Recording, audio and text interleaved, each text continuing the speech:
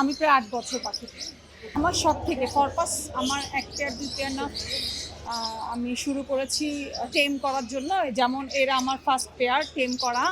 ডিম বাচ্চা যখন করলো তখন দেখা যাচ্ছে কিন্তু সেল ১টা ২টো রেখে বাদ বাকি তো সেল করতেই হচ্ছে। এই আর কি। তারপর থেকে আমি মানে টেম করার পাশাপাশি আর কি সেল করা শুরু করি। প্রথম থেকে আমি বাজরিকা, লাভ বার্ডস, ককাটেল এখনও আছে, এগুলো বাজরিকাটা নেই, লাভ বার্ডস নেই, এগুলো ছিল, অন্যান্য পাখিও পাই। আমরা হচ্ছে মূলত এক্সপোর্ট নিয়ে কাজ করি। কবুতরগুলো আসতেছে আমাদের ইউরোপ থেকে, মিডল ইস্ট থেকে, আমেরিকা থেকে, নানান দেশ থেকে আমরা এনে ওটাকে আমরা প্রজনন করছি। ওইটার যে জেনারেশনটা আসতেছে এইটা আমরা এক্সপোর্ট করতেছি। মানে এক্সপোর্টের জন্য তো আপনার ম্যাটেরিয়ালসটা তো লাগবে। আমরা ম্যাটেরিয়ালসটা বাইরে থেকে এনে আমরা নিজেদের মতো কোয়ালিটি ডেভেলপ করার চেষ্টা করি, প্লাস হচ্ছে ওই আপডেট কোয়ালিটি যেটা হয় এটাকে আমরা বাইরে এক্সপোর্ট করতেছি।